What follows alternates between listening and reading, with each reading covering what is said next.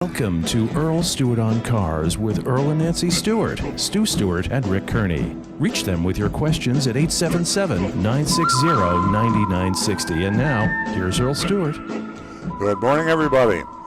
Welcome back to our regular listeners. I think we've got a pretty good crowd out there, and welcome to our new listeners. This is Earl Stewart on Cars. It's a how to do it show, how to survive when you're buying or leasing, maintaining and repairing your car. And we've been doing this to one extent or another. Started out with a half-hour show about 15 years ago, and we've evolved into a 2-hour show. And we've also evolved into a group of folks here in the studio. I've got Rick Kearney, our auto technical guy. I've got Nancy Stewart, my co-host. I've got Stu Stewart, who is my son. Stu is our cyber guy, communication guy.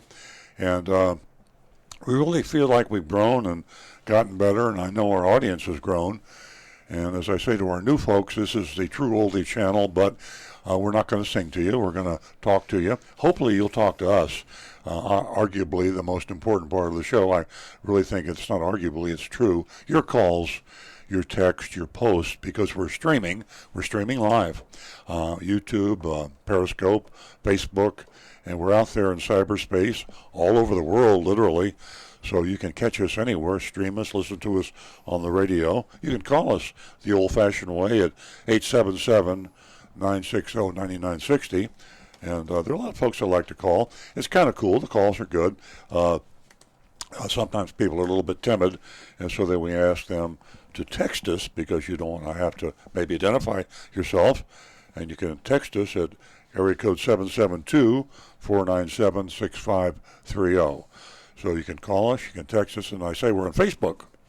Facebook.com/Earl on Cars. Facebook.com/Earl on Cars. We are, as I say, also on YouTube. So if you're a YouTube, Periscope, Twitter person, forgot to mention Twitter, we're all over cyberspace. I'd love to hear from you. 877-960-9960. One of the most exciting parts of this show is our mystery shopping report. And we always, I think, surprise people when they hear about that, because it's a little risky. We actually visit a car dealership somewhere in South Florida, and we've gone, we've all gone all the way up to, I think, Pensacola, and we've been south as far as Miami. We've been to the West Coast, I think. I think so. Yeah. Yes, we went to the Kia store, the big Kia store. That's right. That's right.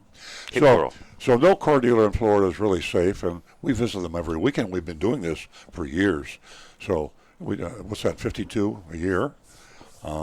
We will be visiting you, Mr. Car Dealer. If we haven't seen you, we'll be in and on your door. It's kind of cool because we name names, we name salespeople and managers, the dealerships, of course, and our undercover agent goes in. We use different people. We have favorites. We use pseudonyms.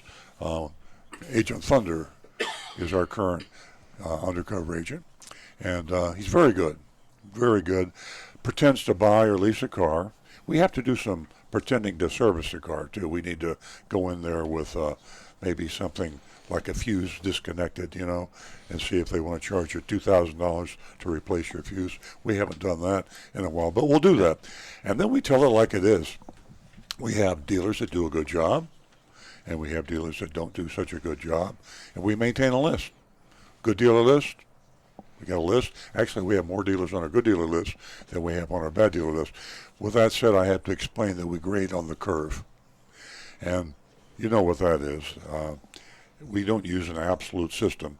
If we used an absolute system and A, B, C, D, F grades, we wouldn't have any car dealers at all. Because all the car dealers, unfortunately, charge hidden fees. Sad to say. It's become almost accepted. I guess it has been accepted. The Florida government has accepted dealer fees, and they allow car dealers in Florida to charge anything they want. It's hidden profit, additional profit, but the state of Florida says that's okay as long as you disclose it. But to disclose is a loaded word, How many papers do you sign when you buy a car? Kind of like buying a house, only worse. 74. Is that right? No. It's all, maybe. I believe it. And it's fine print, and fine print is fine. You lawyers out there, thank you for that. I mean, you've got the whole world operating on fine print. Isn't it amazing? Can someone tell me what the purpose of fine print is? You can't read it. There's no law saying how long it has to be on the television screen or the online screen. And if you don't have, even if you have 20/20, the law ought to say readable if you have 20/20 vision. But there's fine print out there you can't read, even if you have 20/20. So you see what I'm saying? It's a minefield. We're great on the curve because we have to give you someone to buy a car from. And when you do buy a car from somebody on our recommended list, we want you to take care. We want you to shop and compare. We want you to be very buyer beware, even on the. But don't go into the dealers that are on the do not recommend list. I'm going to give those numbers out one more time because it's very important, and we particularly are appealing to the female audience. We build up our female audience considerably over the years, thanks to Nancy Stewart, because she has really made it her mission in life to do a 50-50 balance on her own cars. Half the people out there in the world are females. Half the people out there buying automobiles, servicing automobiles, are women. And we find women have a unique insight for a lot of reasons. We always know that, I always tell you, that we haven't treated women the way they should be treated in this world. We treat them probably better in this country than most other countries in the United States, but we still don't treat them the way they should be. So we want all you women out there to step up to the telephone or to the smartphone or to the computer and Facebook us or text us. You can text us area code 772-497-6530 or call us at 877-960-9960. We had a great presentation. Rick Kearney and Nancy Stewart and I had a presentation that we did, a live audience of seniors. It was in West Palm Beach. It was sponsored by the Seniors versus Crime, a division of the Attorney General's office. And I think we have a lot of you folks that were there. How many do we have? 170? Something like that. 172. 172 seniors. A really good crowd. And we were there for over 2 hours. And what an amazing group of people. The people were there were probably, I was kind of preaching to the choir because I told them that we need folks like them that are educating themselves and are staying on top of it in the car buying, repairing, maintaining circus, you can call it, so they can take care of themselves to help their peers, the people that are being taken advantage of. A lot of seniors being taken advantage of out there. So thank all you folks that showed up last Thursday afternoon between 2 and 4. And want to mention Rick Kearney again because we often have questions about how cars are serviced, maintained, and repaired. Rick is our auto computer scientist. Used to be a mechanic, then became a technician. Now he's an auto computer scientist. And Rick, how long have you been in the business? I know, but a little over 25 years now. Yeah. And you've been working for me for most all of that. That. And you go to a lot of schools. And we'll get back to Rick in a minute, but I think we have a caller. We do. Good morning, Don. Don's calling us from LaBelle. Hey, it's Don. Been a while. One of our favorite callers. Hey, Don. Interesting experience this week. I went into a local independent oil change place, not a franchise here in town. Uh-huh. And I've got a 2012 Camry hybrid. So, of course, I wanted to get the 0W20 full synthetic oil.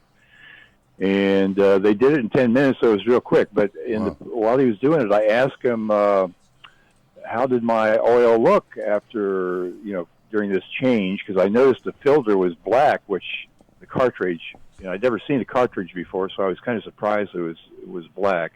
So I asked him how it looked, and he didn't answer, but he said, well, you got to change this every 5,000 miles. And I said, well, the manual says 10,000 miles. And he insisted it's 5,000 miles and that if something goes wrong, Toyota will not cover it because I didn't change it every 5,000 miles. Wow. So it made me, he was insistent. So I went home and looked at the manual. And then I noticed it's a little confusing because Toyota says if your car requires full synthetic, it's 10,000 miles. But if it doesn't require it, it's the 5,000. So then I look further, and my manual says that although you're supposed to use the full synthetic, you can use the the 5W20, but if you do that on the next oil change, you're supposed to put in the 0W. So I'm not sure that means it's not required, or is it required? It's kind of confusing. It's confusing to me. Rick, what's the answer? The actual answer there is that when they were first getting the 0W20 oil in our cars, it actually was not that easy to come by. Oh. So what they did is they provided just kind of a little out for you, that if you were in a situation where you needed an oil change and the oil was not immediately available, you could use the 5W30 oil, but they recommended use it only for a 5,000 mile interval and switch back to the 0W20 as soon as you could. But it was simply to say, because at that time there was the possibility that you might not be able to get that oil. Yeah, they should have said that in the owner's manual. It would have been clearer. They tried, but unfortunately this was another one of those cases where they were translating them from Japanese into English, and sometimes the translation, you have to translate the translation is what it is. I forgot about that. A lot of owner's manuals you read that are translated are kind of hard to understand. Does that make sense to you, Don? Yeah, that does. In fact, so my question now is: should my filter look black, and should I continue doing 10,000 mile changes? 10,000 miles is absolutely fine, and yes, it's not a problem that the filter looks black, because that means it's doing its job. It's catching the dirt and the debris and everything that is going through your oil, and it's collecting it and getting it out of the oil to keep your oil nice and clean, to keep working its job through the engine. Yeah, okay, because that's the first time I'd seen the actual cartridge, so it's kind of shocked me. And I thought, well, gee, maybe it's too black, or is there a degree of black? Yeah. And I noticed the oil. My oil's never been looking dirty, but on this change, you could definitely see it was very clear, the new oil. Yeah. And then another question is there any way of determining that they're actually putting in 0W20? I questioned them twice just to make sure, but is there any way a customer would really know? Well, that's tough. Unless they had the can, I think they use the bulk oil. So, Rick, is there any way without seeing the can that they use, and they don't use cans, they use the bulk, certainly a big high-volume Jiffy Oil kind of a place? Unfortunately, without, except for what they put on the receipt, which they could put anything on the receipt, there's no way to really tell. You probably could if you did a chemical analysis, but that would cost you too much money. Wouldn't be worth the effort. It's a good question, though, Don. What's to prevent? I've often wondered, even more extreme, what if they were buying filtered waste oil? I mean, and not even knowing what kind of oil they put in. I guess out there on the market, you can buy about anything. So if you're a ABC Jiffy Lube Oil Company, you go out and you buy 6 million gallons of the waste oil and filter it. Now you have a very cheap oil, and who's going to catch you unless they take it to a chemical analysis firm? And where even would you find one? I mean, you'd have a bit of difficulty finding a place that could analyze it and the cost of it. Interesting. Boy, that's a great question, Don. You're making me a little paranoid now. I'm wondering about the oil I buy. How do I know?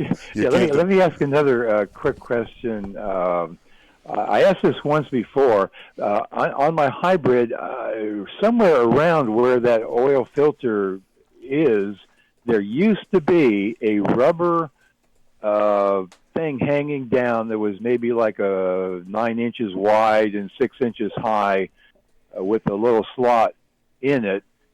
That seemed to be some sort of a wind diverter or air diverter or something, or a shield maybe. and it's not the ones on the wheel well, but it was somewhere around where that oil filter is. I tried to look at it while the guy was doing the oil change, but I couldn't see anything. But it apparently has fallen off, and I'm wondering what that is, and is it important to get another one put on there? When they build the cars from the factory, they put a lot of little air dams on there, and the number one reason for it is that when they're testing the cars for the fuel economy and the different factors that the EPA requires, those little air dams can make a very tiny difference, but the tiny differences add up. So in real world, you're really not going to notice any big loss of fuel economy if one of those gets lost. You might get a little bit of wind noise here and there if something gets torn up on those little splash shields, but as you're driving on the highway, life happens. Those are going to get caught. They're going to get damaged and pulled loose eventually over time. And you can, have them replaced. Unfortunately, sometimes it can take a day or two to get the parts in, so you may be looking at a bit of expense there. But for the most part, as long as the car's running normally, you're just fine without them. Yeah, and I was wondering, would it also serve a purpose of a splash shield for something important in that area? And I couldn't figure out what that would be, so that's why I was concerned. Is it protecting from splashing something important up there? Yeah. Yeah. I love your calls, Don, because you're asking questions I don't even know about, and Rick has got the answer. He says it's an air resistance air dams. issue. But I'm like you. When I put something together, which I should never do when I order something in a box, I always end up with a couple extra parts, and it worries me. Don't worry about it. And so with a car, if I'm looking at my car and a part's missing, I'd worry about it too. But Rick says no problem. Yeah, a lot of those little, they're small air dams. They're really just meant for that airflow. That, like I say, when they originally designed the car, the tiniest little change can make a big difference on the numbers across the board that help them with the EPA. Mm-hmm. And it's the idea that if you can get a Camry hybrid and you can knock 1/4 of a mile per gallon more fuel economy into it, then that lets you have a little more leeway on one of your trucks that's not going to make as good a fuel economy. So it passes the EPA test, and who cares if it falls off after the customer gets it? Yeah, well, I mean, and it's hard to say because they're held on with little plastic clips and screws. Yeah. And real life, boy, it can beat up a car. Great question, Don. Okay. Really. Yeah, well, thank you, and I look forward to the mystery shop today. Thank you. And thanks for the call. Don. Call again, please. I know you text us, but we love your calls, so I'd like to hear from you next week if you can. Yeah, definitely. We have a very important person right now that's holding. And before I hear from him, I just want to thank him for participating in, our very, very important seminar that we had at the United Methodist Church. John from Palm City has been with us from the get-go, and he's contributed a lot to our show, and him driving down from Palm City to be part of the seminar. Well, we're humbled by his presence, and we want to thank the Florida Attorney General's office and Ashley Moody. She has partnered up with us, and what a revelation. We're going places. We're gonna hit everyone who takes advantage of senior citizens and everyone in between. So we feel like as if we got a little in our step today. Give us a call, toll free, at 877-960-9960. Ladies, don't forget, you are an important part of the show. $50 for the first 2 lady callers. 877-960-9960. We're going to go to John from Palm City. Good morning, John. Good morning to everyone. I'm just calling to thank Earl and Nancy and Rick for their wonderful session Thursday in West Palm Beach. Fantastic, 172 people. Questions, nightmare stories, and it's great to have this organization, Seniors versus Crime. And for anyone that wants a 800 number in the rest of part of Florida, we're lucky we have a branch here in West Palm Beach. But in the rest of the part of Florida, it's an 800 number, 203-3099. That's the Florida-wide, worldwide, statewide number, and it's www.seniorversuscrime.com. So again, it's thank you for Earl, Nancy, and Rick. Unbelievable. I had Rick on the side with technical questions. I don't think there's anything that he can not answer. And again, I thank you guys. But I do have a question for Earl. You hear these nightmare stories right here in the Treasure Coast. Nancy read out important information from a female that was there, and I have to talk to her. My question to Earl is, how come with all these major complaints in the corporate world that the manufacturers or corporate America is not so fast to revoke franchise of these habitual offenders and documentations of people? Do you think it's that they hesitate because they're worried about their stockholders or they're worried about publicity from it? What do you think, Earl, the reason is that the manufacturers or corporate America is hesitant to just go after these people, other than faulting with probably letters and warnings, but just to completely revoke the franchise? And I'll give you an example, not so in a car dealership, but in years ago over here in Florida, Anheuser-Busch, which is Budweiser, they completely took the franchise away from the Orlando Budweiser distributor. And when I lived in New York, the next county from me, which is Nassau County, outside of New York City, they totally revoked from Harbor Distributors. They revoked their franchise. So it seems like years ago they did more of this, actions than that's being done today.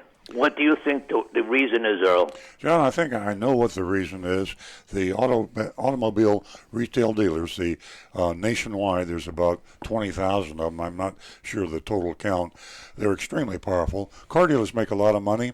They're wealthy people. They are influential, politically influential. They're well organized into associations, and they contribute to political action committees. They have a lot of influence in their state legislatures. In Florida, in Tallahassee, the Florida Automobile Dealers Association, FADA, they are a very powerful lobbying group. Also, the manufacturers are powerful, but for a different reason. Ironically, the car dealers started out and organized to protect themselves against the manufacturers. The manufacturers were predatory. They used to do exactly what you're talking about, John. They'd cancel dealers. Dealers have to bribe them to get their franchises. There was a lot of corruption with the factory against the dealers.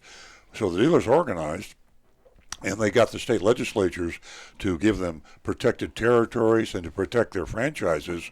Now, counterintuitively, they're not worried about the factories and the manufacturers anymore. They're immune to any sort of attack by the law. A car dealer can do all sorts of bad stuff, and the manufacturers are prohibited from canceling or terminating their franchises, the contractual agreements. In Florida, this is a lot of people don't know this. Franchise agreements typically were 1 year 50 years ago, and then they made 2-year franchise agreements. Then they went to 6-year franchise agreements. John, the franchise agreement in Florida is called a perpetual. When a car dealer gets a franchise agreement, it's forever. It's for life. And that was put into law by the Florida Automobile Dealers Association, and other associations and other states have similar. So unless a car dealer shoots somebody on US 1 or Fifth Avenue, they're not going to take away their franchise. They can do a lot of really bad things, and the manufacturer his hands are tied. He cannot take away that franchise. Makes sense. And one particular thing that was brought out on the seminar, which people really get stuck on, the destination fee. That's included. It's even listed in the MSRP on every window sticker of a new car that you purchase. Yes. Yet it was pointed out how many dealers constantly add that on to the final paperwork, and it's charged again. Yes. And that's Earl and Nancy pointed out that that's a federal violation, and it's actually possibly $10,000 fine. Am I correct? Exactly. It's federally regulated, that destination fee, by the United States government. Every car dealer has to pay that fee. It's included, as you say, in the MSRP, and of course the invoice the dealer pays to the manufacturer. So when you counterfeit that federal fee mandated by Congress and you charge it twice, it's a federal violation. Well, it was the greatest session, and I thank you, for all three of you, again, for running this to the public and public being educated. Thank you guys again. Appreciate it very much. Thank you so much, John. We hope to do a whole lot more in the future with the Attorney General and really get out there and help a lot of people. That's what makes us feel good, that we're out there not only educating, but trying to intervene on a transaction that it already took place. We're going to go to Howard, and Howard gives us a call from Jupiter, and sometimes Cy he's with him, but I'm not sure if he's going to be part of the conversation or not this morning. Hi, Howard. Unfortunately, Cy is not with me today. I have a couple of things to tell you. First of all, I want to wish Stu happy birthday. I know he's not there today. I'm here. Thank you. I'm here. Okay. You're here? I'm here. Oh, Yeah, great. he's here. Okay, Stu. I have a couple of questions. I think Rick can answer these questions. Number one, I have a 2017 Camry XLE, and on my Bluetooth, I want to know how to store contacts, the telephone contacts, in the system so that I could press that button and get a telephone without dialing the phone. So, Rick, can this be done? Can I do it, or can someone else do it for me? Actually, when you first paired your phone, it should have asked you if you wanted to transfer in your contacts or your phone book, but you can also do that through the settings, yes. In your owner's manual, it will show you exactly how to get into that, but by going into settings in your Bluetooth section, there will be a spot where you can transfer in your phone book. Okay, that's one thing.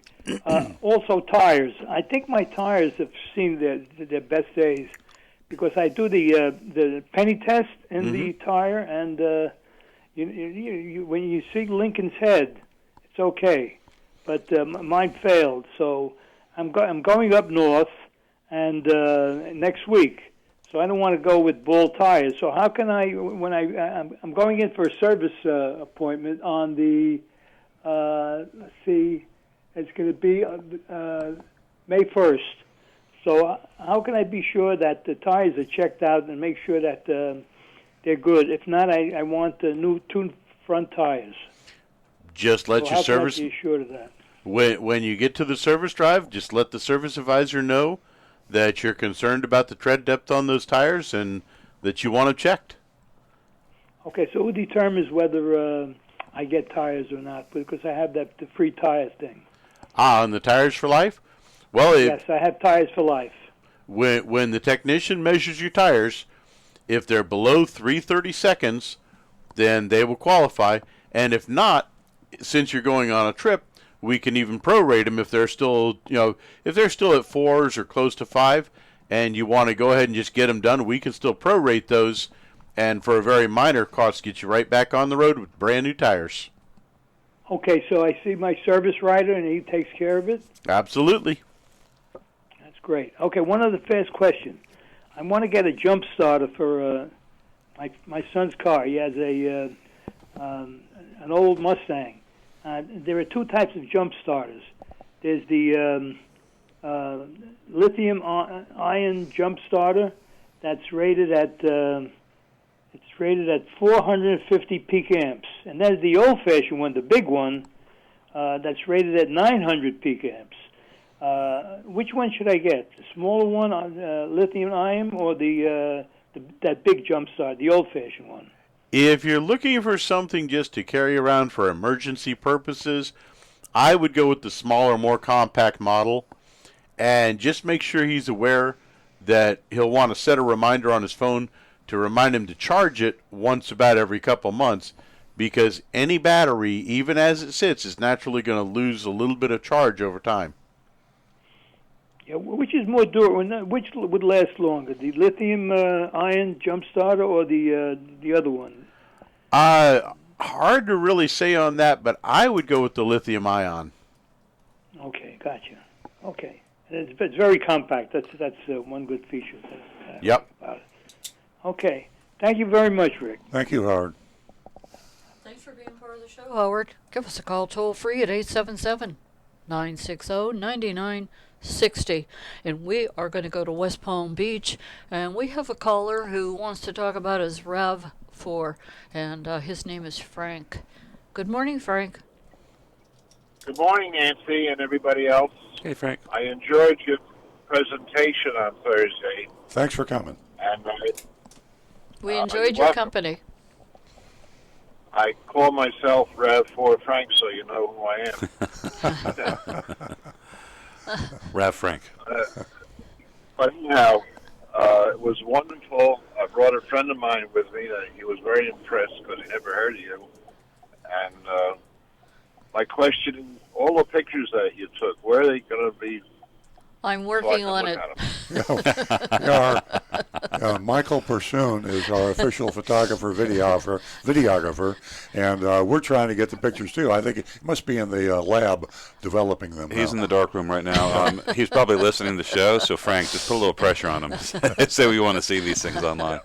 Frank, I was working on that last night very late, trying to retrieve those pictures, but I guarantee you the pictures will be on our Facebook page. Yeah.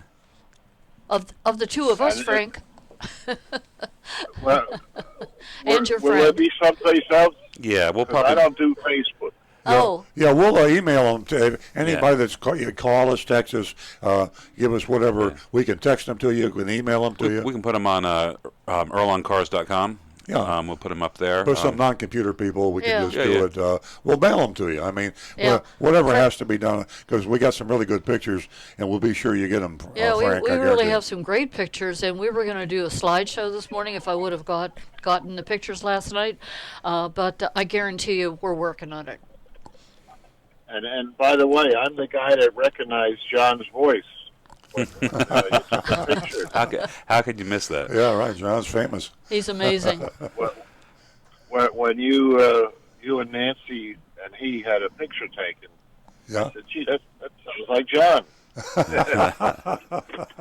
Well, anyway, thank you so much. Thank you, Frank. You're a great caller and a great guy. Thank you very Yeah, much. thanks so much for calling in, and thanks for attending our seminar. And we hope to do a whole lot of that in the future, because it's people like you that really make us feel good. And at the end of the day, we just we love helping everyone. We got a lot of text backing up over here. Shall we ask Stu? Yeah, that text number is 772-497-6530. We have 7. Okay, And we'll start. 2 over here, too. Uh-oh. Okay. Well, let me start. We have one that came on youranonymousfeedback.com. And let's see. Oh, it's a long one. But I have 2. Here it says, I have 2 questions for the Venerable Rick. One.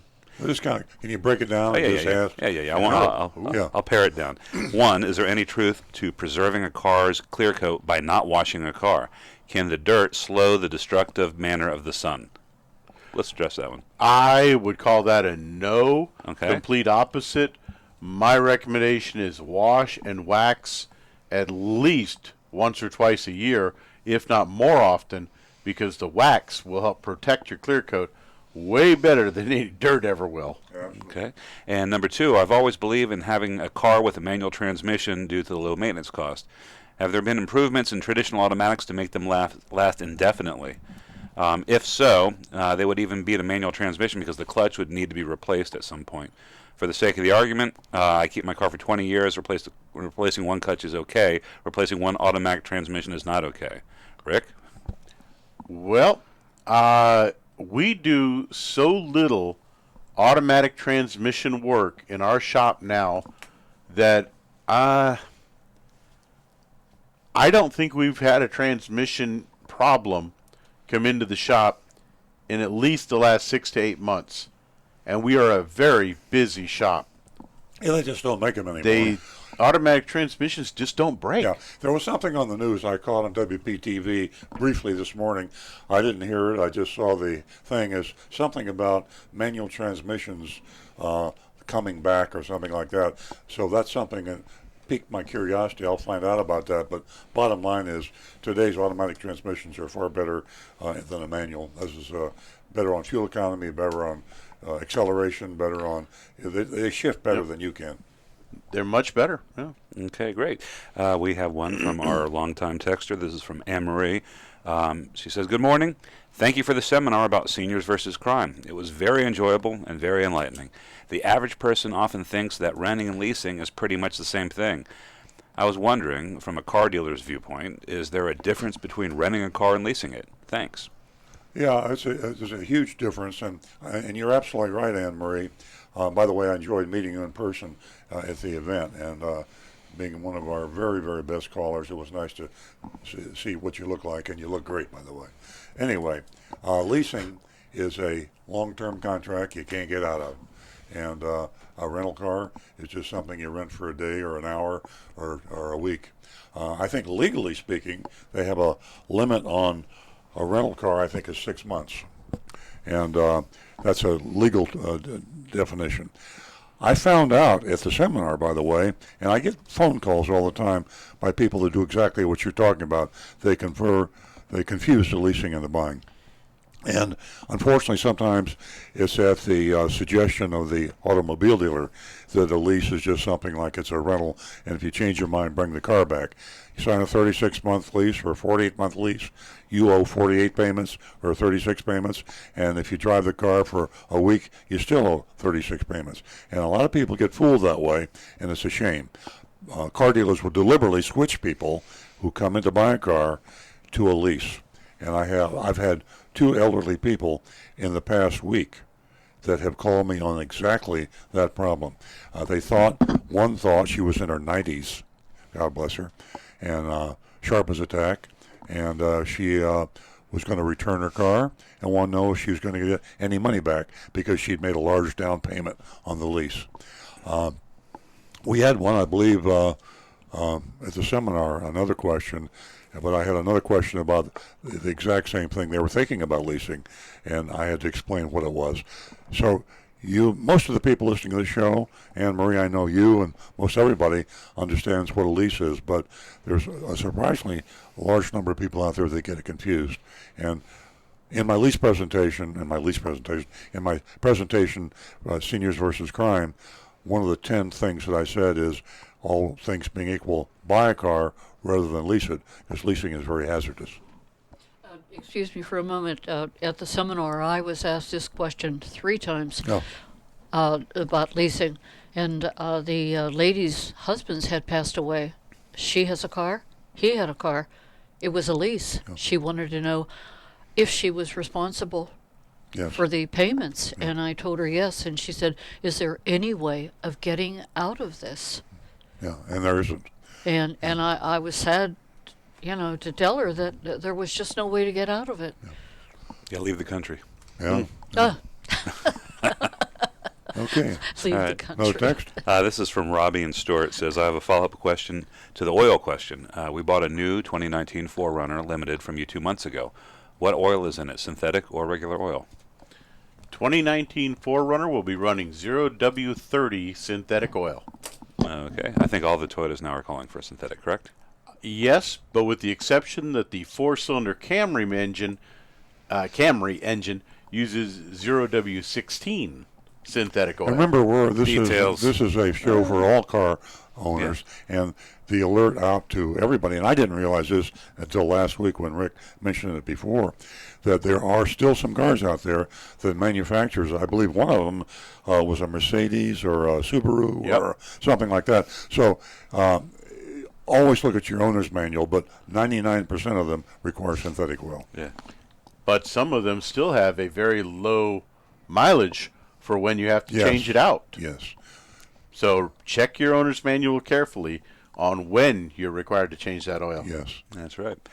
Okay, we have another one. The older you get, your vision. The older you get, your close-up vision degrades. This makes fine print even more insidious because the most vulnerable to this practice, seniors, are even more susceptible. Short of buying a high-power magnifying glass, what do you recommend, Beatrice in the Villages? I tell you, I think it's going to be a long, long time before we abolish fine print. Maybe my grandson, maybe Jake can take this up, but fine print is one of the stupidest things that was ever created. It was created by lawyers, and they created it so they would have job security. And every contract that you sign has got fine print. Fine print, what is the purpose of it? Unless you have a lawyer read it, because not only can't you read it from the standpoint visually, yeah, but you can understand it. It's put in legalese. It's very difficult to understand. Should be abolished, and I just don't think it's going to be, certainly not in my lifetime, but maybe Jake, my grandson, can Do have you a think change. it's created out of greed and deception? What a terrible thing to say about a lawyer, but I agree with you, yes. Yeah, I think that they're trying to carve out so many little caveats and exceptions, and there's so much language to describe all these little gotchas. It can't possibly fit on a normal-sized piece of paper. So by necessity, they have to shrink it down to microscopic size. Now, on advertisements, here's what I'll recommend to people who can't see up close, like me, who wear progressive lenses. Newspaper, yeah, you're going to need a magnifying glass. But if you're looking at an ad on a computer, this is how we do it for the mystery shopping report. You can zoom in on a computer screen. So if you're looking on an iPhone, you can like pinch out if you have an iPhone or an Android or something like that. And even on your computer screen, there is a way, and I'm just going to tell you right now, it's a little technical thing. Hit Control and then the plus sign on your keyboard. Yeah. And that will zoom it in, and you can. It works like a magnifying You just glass.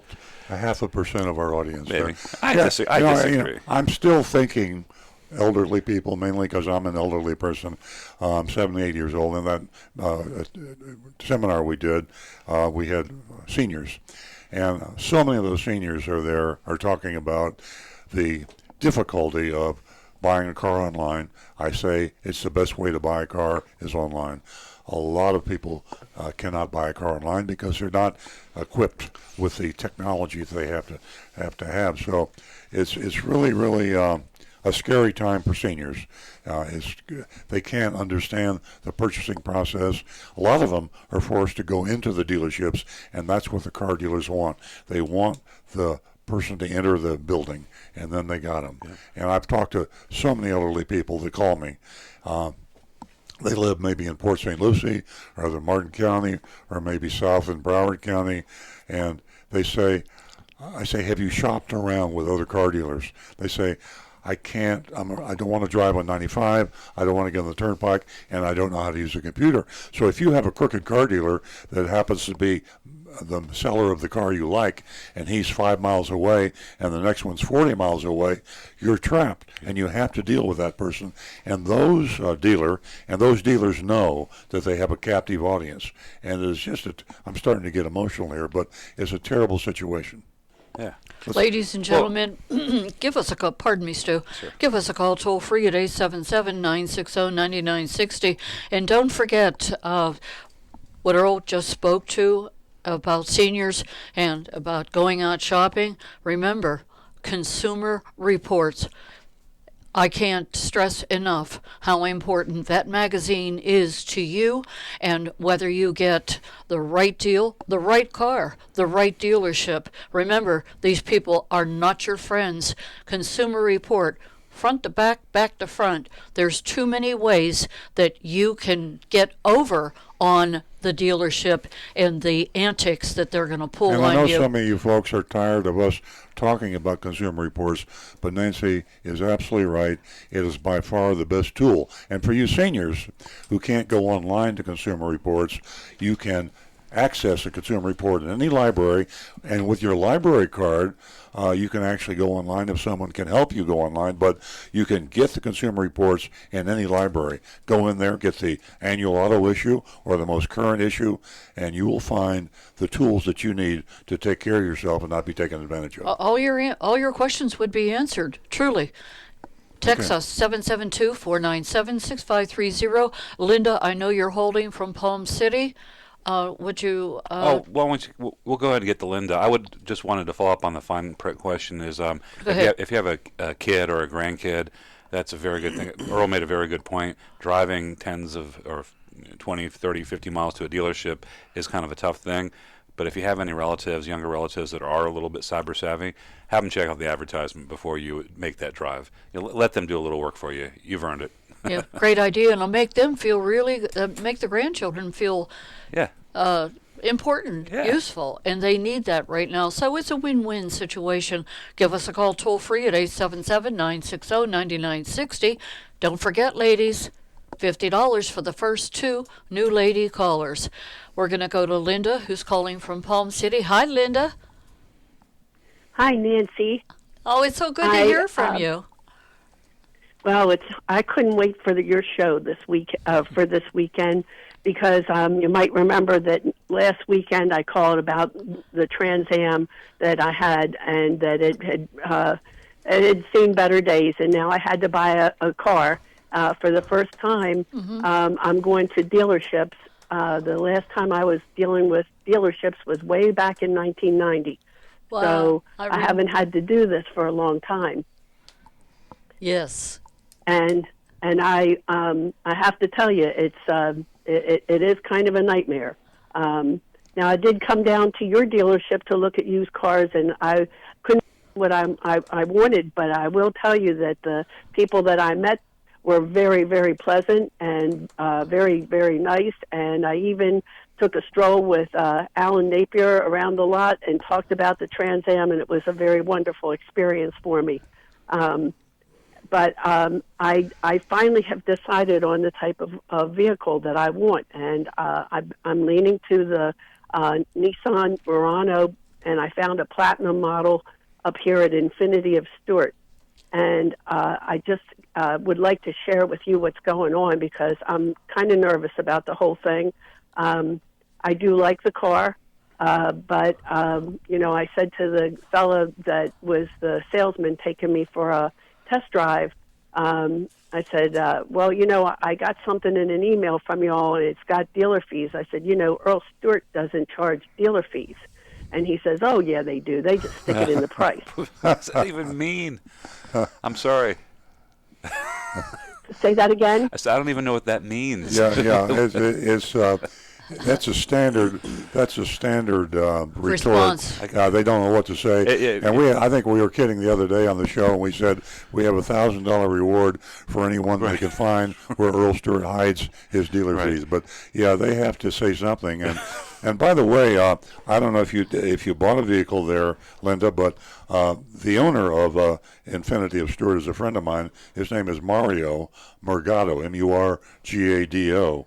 And I bet if you called Mario Morgado, he would tell his salesman that we're not really hiding anything.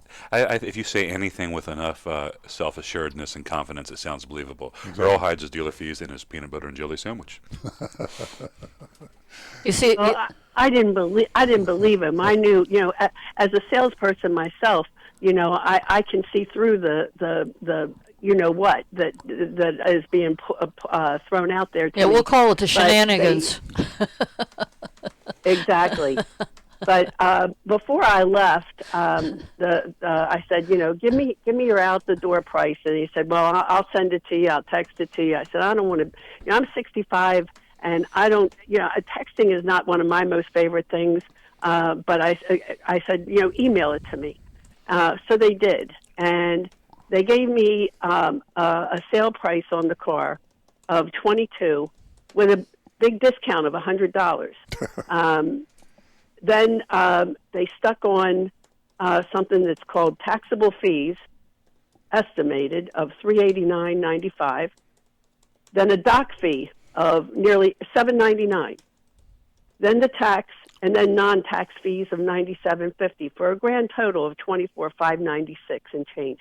There's no way in the world I'm paying that kind of money. And I pulled up the Carfax, and I found out that this automobile had a what appears to be a minor fender bender. Back in 2017, it says that the airbags were not deployed. It looks like somebody might have tapped them in the rear end, and then they hit the car in front.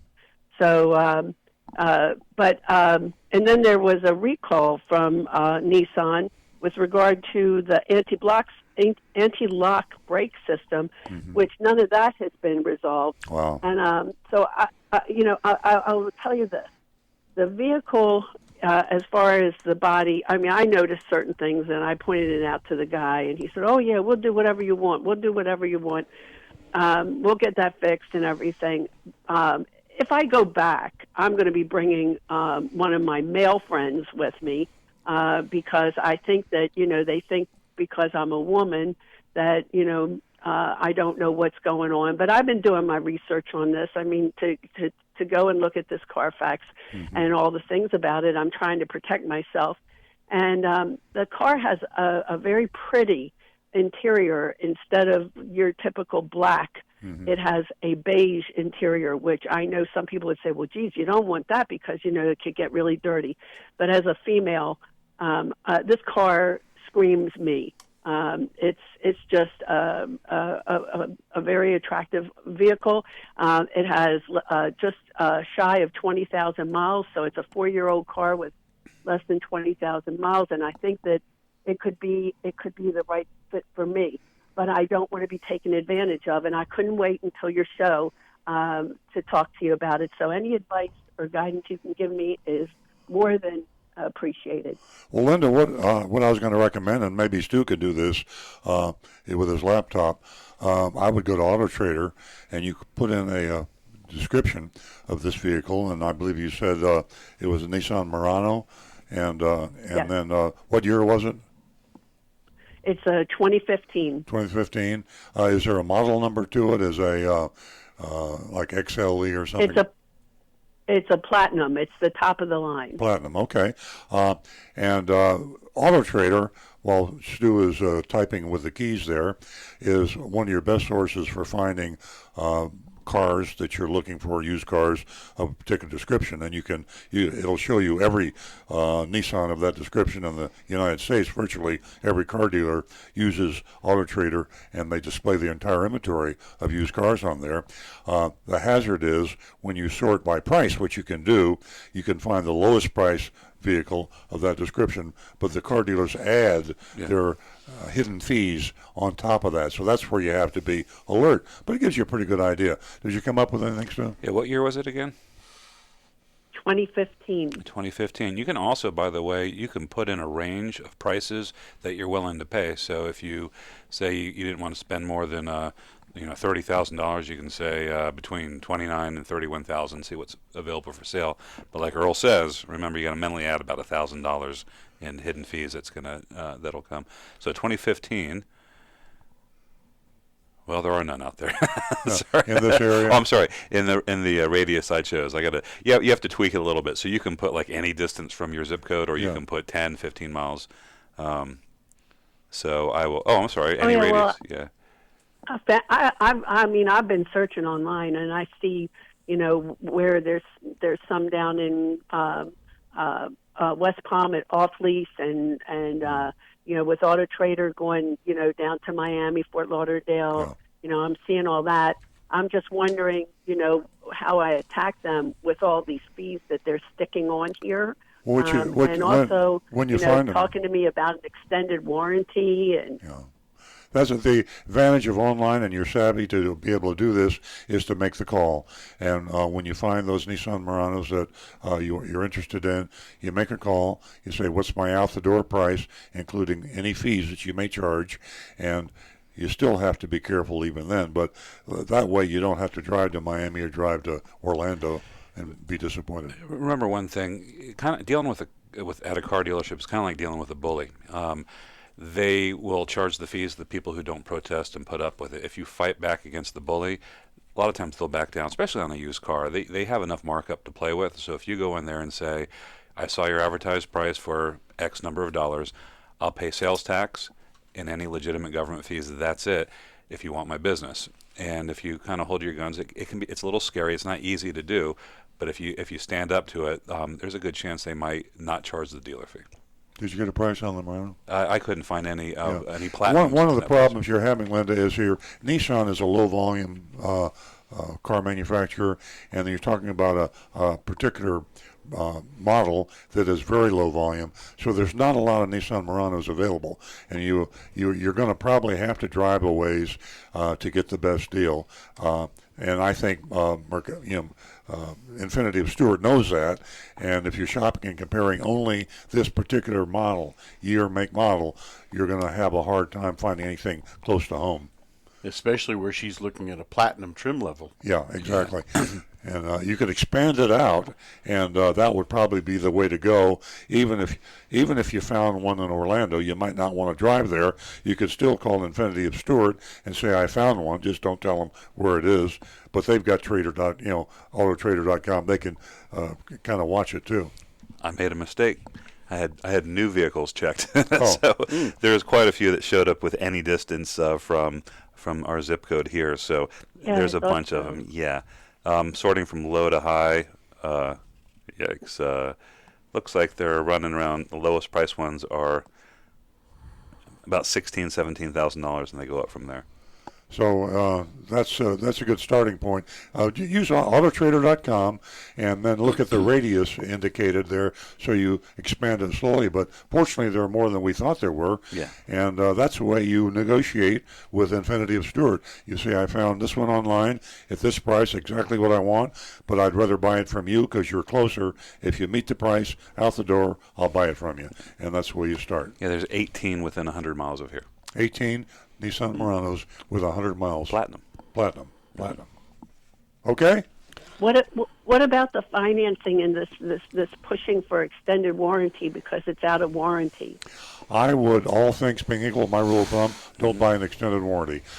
Typically, they are overpriced, and typically they have coverage of items that you don't need more than the items you do need. The electronics, the navigation, the expensive computer stuff on a car is often not covered in the extended warranty. Correct. So all things being equal, if you have to buy an extended warranty, buy one from the manufacturer.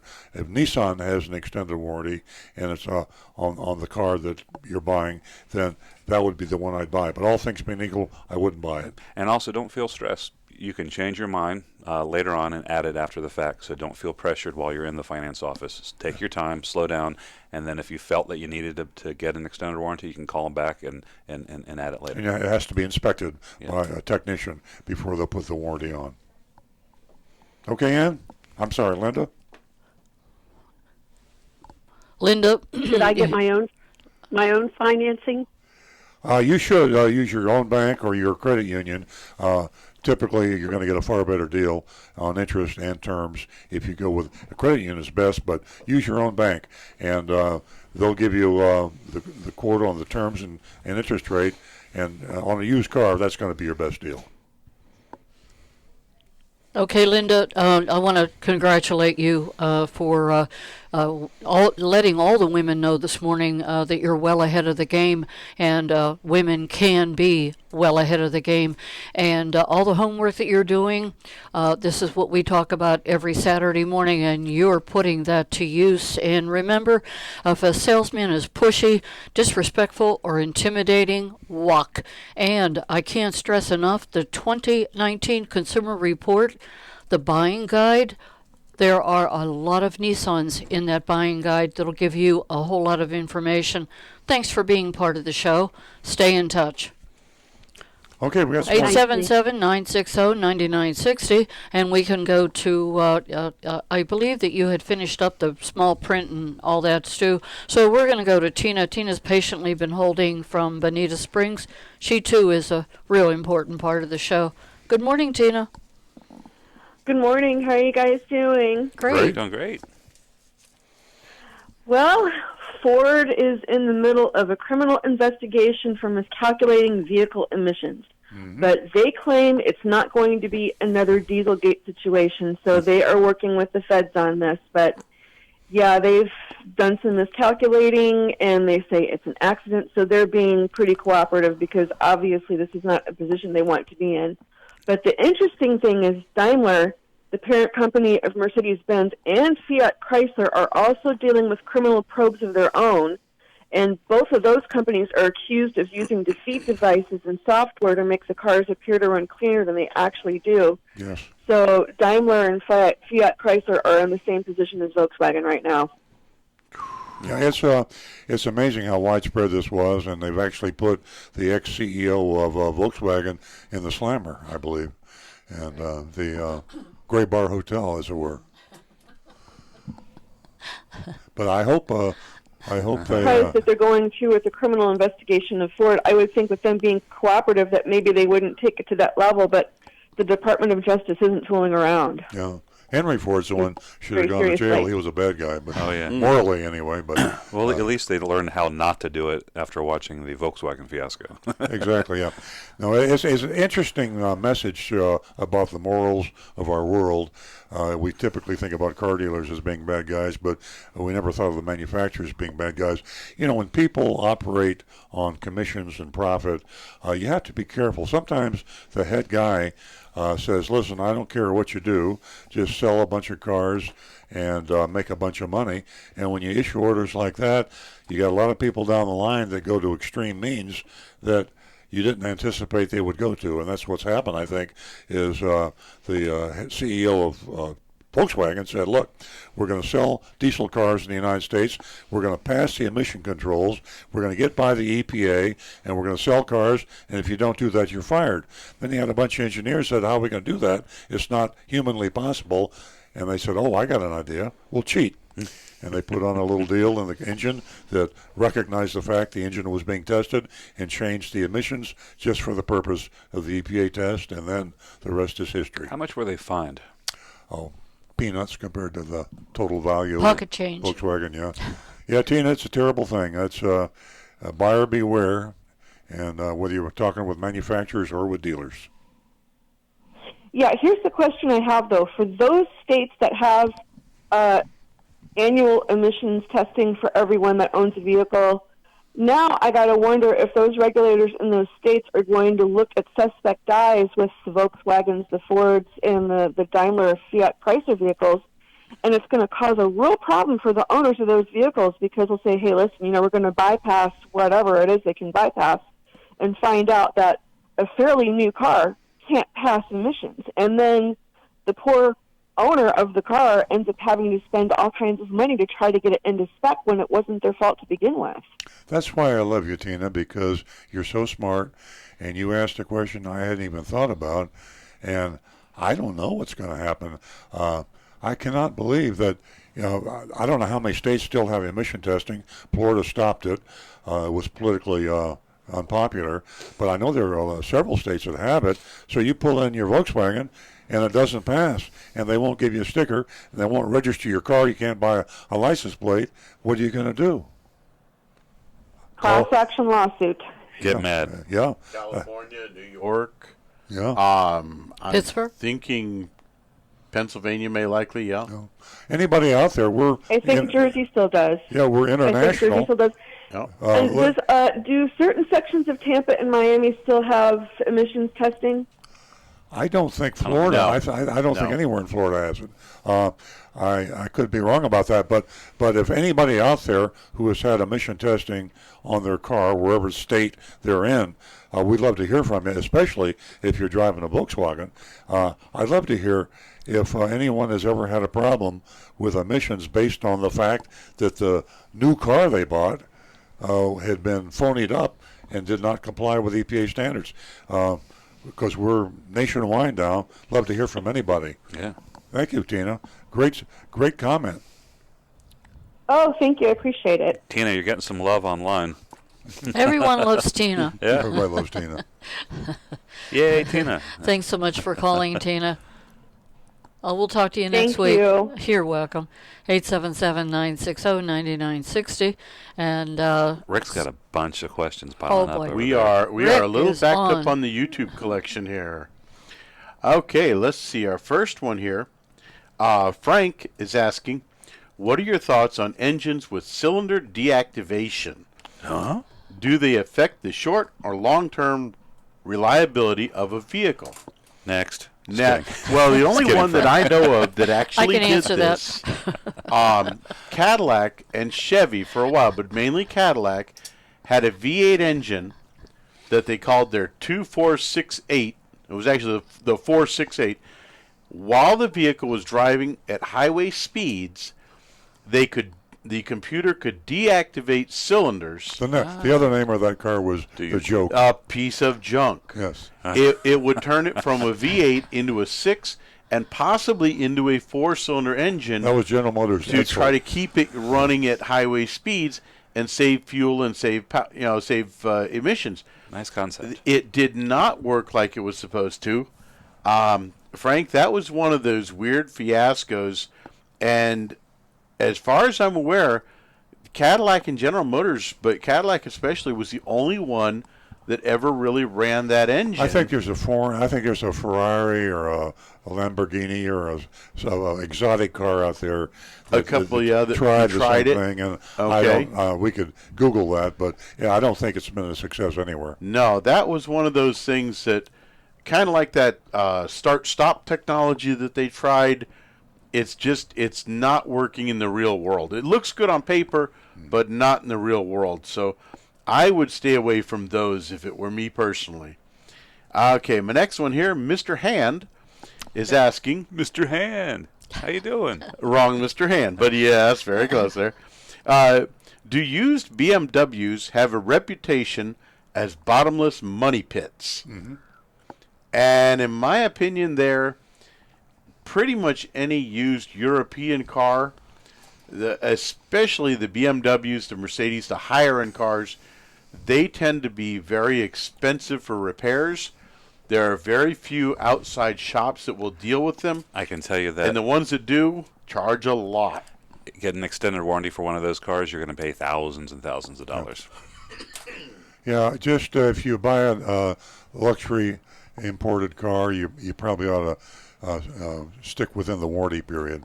After that, you're in trouble. Mm-hmm. And especially since, unlike a lot of the Japanese brands, where if you have a Lexus, you can go to a Toyota dealer. Mm-hmm. If you have an Infiniti, you go to Nissan. Acura, you can go to Honda. Exactly, yeah. If you have a Mercedes, they don't have a lower priced equivalent. Cadillac, you go to a younger brother. Cadillac, you go to a Chevrolet dealer. Right, but the European cars generally don't have that little brother style. Okay, next one here is Scott is asking, do all dealers automatically have Toyota Care on their window sticker? No. Yes, it does. The Toyota Care, it's a Toyota thing. It's just a maintenance thing, and they pay for 2 years of maintenance for when you first get the car, and that is on the window sticker. And Stu hesitated because there's additional from a product called ToyoGuard that adds the free maintenance for another 2 years. Another 2 years. That's also on the window sticker. And that's only in Southeast United States. That's Southeast Toyota. So our worldwide fans, it doesn't apply to you. Okay. And Mark from Vermont, you're frequently talking about leases. Is it possible to reassign a lease to another person? Yes. And there's swapalease.com. I have that app on my phone, and it is possible. It's not necessarily easy because, remember, the leasing company owns the car, and they have the final say on if somebody else will take over the payments. They don't like people to take over payments, and they probably, if I were the leasing company, I would find reasons not to, because you've already gone through the vetting process to approve one lessee, and you wonder why he doesn't want to make any more payments and why he wants to put this third party in. So when you lease a car, assume you can't do a lease swap, but if you have to, I would go to swapalease.com. Is that what it is, Stu? I believe so. And check it out. There's probably some other agencies out there, but it's difficult. So there's an app for that. There's an app. App for everything. Okay, and Scott, again, is asking a new one here. When trading in a car, should I use the NADA or Kelly Blue Book value? Sometimes they're very different figures for the same car. I would recommend Kelly Blue Book. NADA is mainly for lenders, and it's usually to establish loan to value that banks do.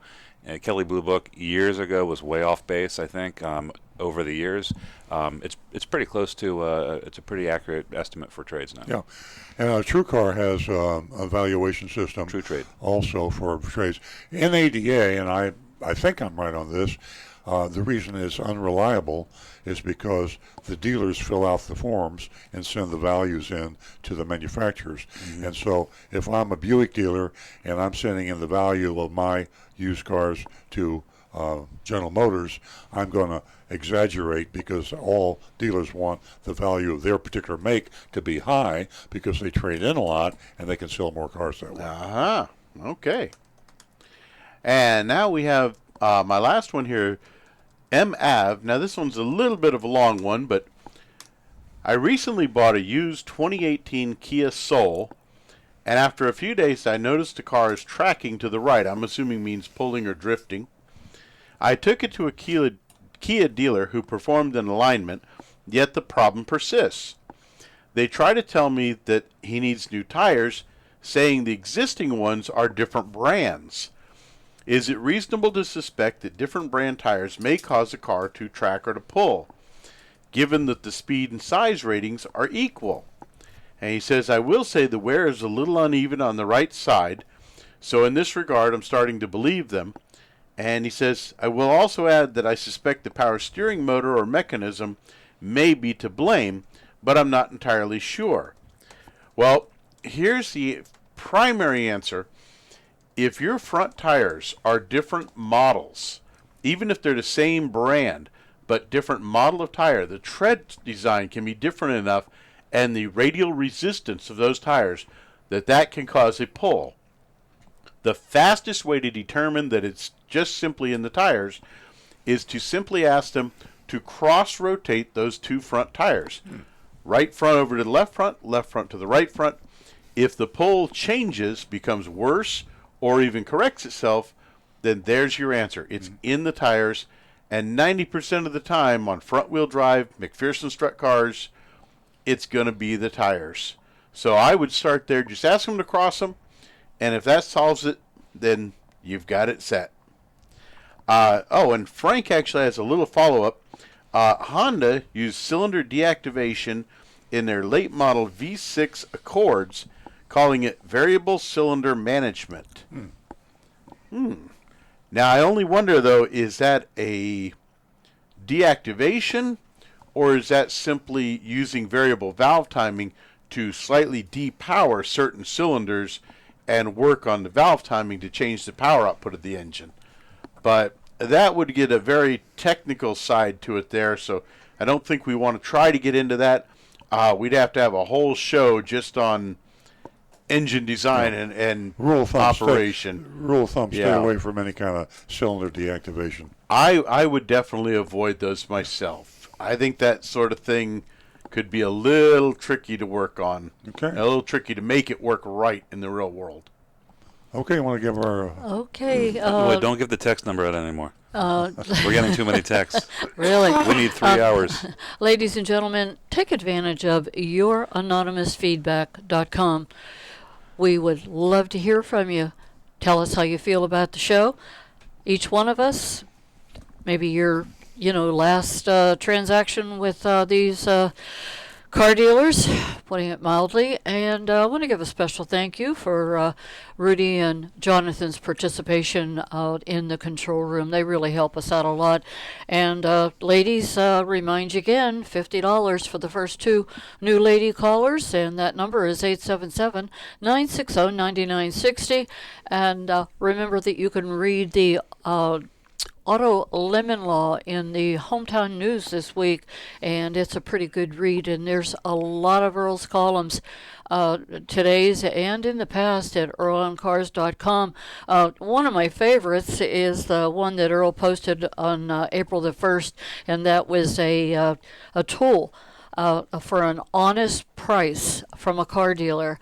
And there's a form there that you can fill out and take with you when you do go into a car dealership for your next transaction. It certainly will ensure an out-the-door price. Again, that number, 877-960-9960. Okay, let's get back to these texts. Will do. I just want to say one thing. Nancy, your idea for that forum was brilliant, and we have that forum is on Earl on Cars for download. So if you want to take that forum into any car dealership, and you're asking them to commit to not add anything to the price other than sales tax and legitimate government fees, EarlOnCars.com and download it right there. What is how do we label it? Is it labeled as an affidavit for a vehicle purchase? You're trying to final stump me. out the door price. I'm going to it right now, and it is. It's under important links, and we have things like check recalls, TrueCar, Costco Auto Program. It's on top of the list. It says download out the door form. Out the door form. Download the out the door form. Very good. Okay. All right. So yeah, I'm going to do the wrap. We're on the speed round for text. So let's get through these real quick. First one says, speaking of mystery parts, we were talking about that earlier. What are those rubber plugs that come in a small plastic bag in new cars? My salesman said not to worry about them. Gail in Little Rock, Arkansas. Huh. Little Rock, Arkansas. Hey. Wow, that's cool. Thanks, what are those Gail. little plugs? When they put the cars on a car hauler, 10 seconds. There are small holes in the body that are meant for the tie downs. Those rubber plugs, which are mainly meant for northern cars, are meant, the dealers should be popping those into place in the body. And the reason they do that up north is because snow and ice and road salt can become impacted up inside those frame rails and very, very quickly rust out those frame rails, causing major damage to the frame of the car on unibody cars. So if you live in Florida and you're a snowbird and you go up north part of the year, it's a good idea to get those. I would have those installed. Okay. Now down here in Florida, where we see a lot more in the way of quick rainstorms with big puddles forming, I usually recommend, if you're going to be in Florida all the time, keep those out, simply because those holes allow any water that does get into that frame to drain out quickly and easily. I would say they should always be put in, because who knows when that car is going to go north during the winter, and if they should be there. And if our dealership isn't putting them in, we should be. They should be put in all Are cases. you saying that it's worse to put them in down here, though? Actually, it certainly couldn't hurt to have them in down here. And who knows when the car is going to go north? I mean, very true. And generally, they are installed by Toyota as part of the PDI inspection. Yeah. They are supposed to be put in place at that So the time. salesman that told you don't worry about it was wrong. Especially in Little Rock, because I think they get some snow there. Yeah. And yes. You should take that car back and say, Plug 'em you're in. wrong, put these plugs in, and watch him, because he might not know where to put the plugs. That's right. Boy, was that great information. Yeah. How important. I never knew that. Me neither. And nice to. I said I don't need these little. I'll just throw these in the trunk. Okay, next one. Isn't it true that for a long time only cars were required to have Monroney labels, and trucks could be sold for whatever the salesman dreamed up? Absolutely correct. Hey. Never understood Ding, that. ding, ding. I guess it was back in the day when trucks were commercial and they weren't like passenger cars. Or was it a technicality in the law? They said all cars got to have a window sticker. It was lobbied. And they It probably lobbied. They go, that's then. not a car. Yeah. I remember that well. I remember when it happened, and I can remember, the concern of the dealers, and they were just livid about the fact that there had to be an honest label on the car. And that did. I mean, I think that came around in the 80s. 1958. No, but the trucks were added. Trucks it was later, like 30 yeah. years after that. Yeah. So. Yeah. Interesting. Ladies and gentlemen, I'm going to give you that text number because we would love for you to rate the Mystery Shopping Report that's coming up in a couple minutes from Mazda of Palm Beach, and it is a doozy. So we are going to go to, did I give out that text number? 772-497-6530.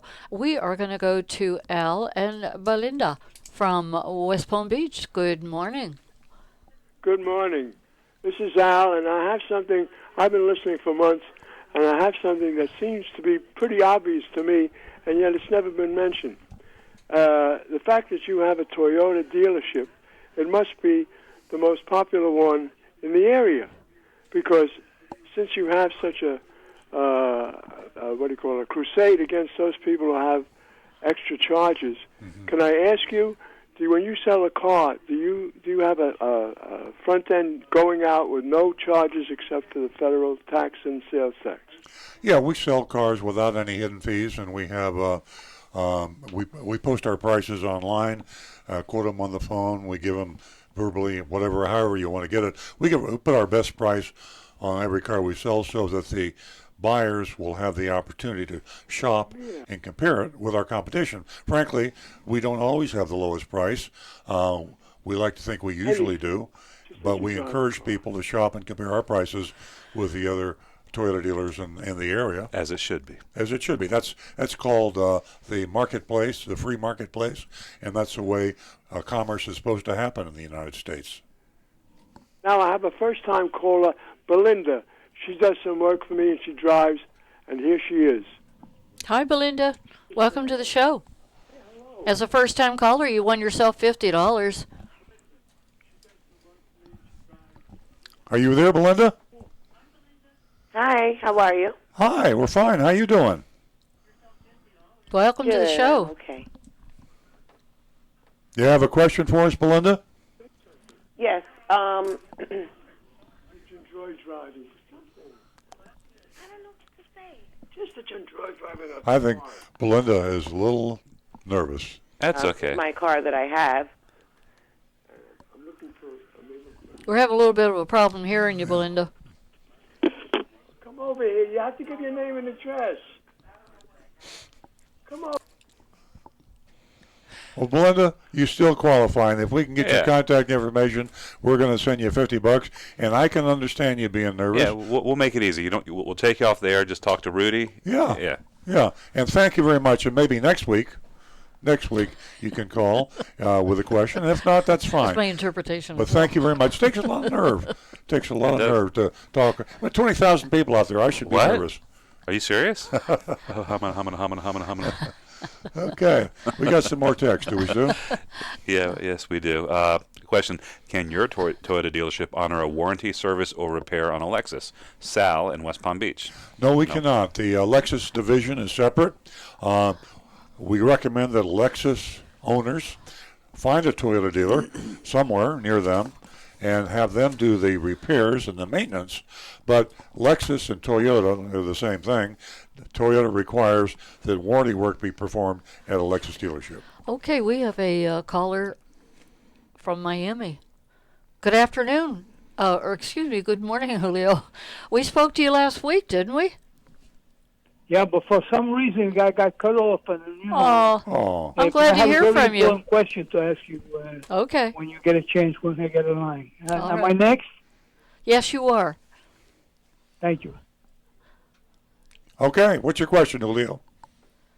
Okay, my question is, I'm born up north. I got a construction job up north in New York City. Mm-hmm. Actually, it's in Middletown, New York. Question number one. I have the windshield wiper fluid, 32. And when I'm going to be in the wintertime, should I drain it out and then put the antifreeze fluid in the reservoir? The windshield fluid. What should I do? If you're going to be heading up north, it wouldn't be a bad idea to put some a good quality windshield washer fluid. You don't necessarily need to drain it out because we're at the beginning of summertime. And by the time you get up there, you'll probably have used most of it anyways driving up there. I would just fill it up with that nice blue fluid that you can buy at any parts store, and you should be just fine with it. Where can I buy that antifreeze windshield wiper here in Florida? They don't sell it, I think. Not.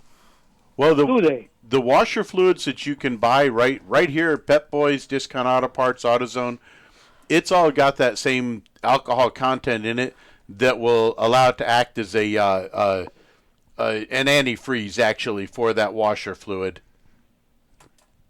It says 32. So 32, means that below 32 is going to freeze. Is that correct?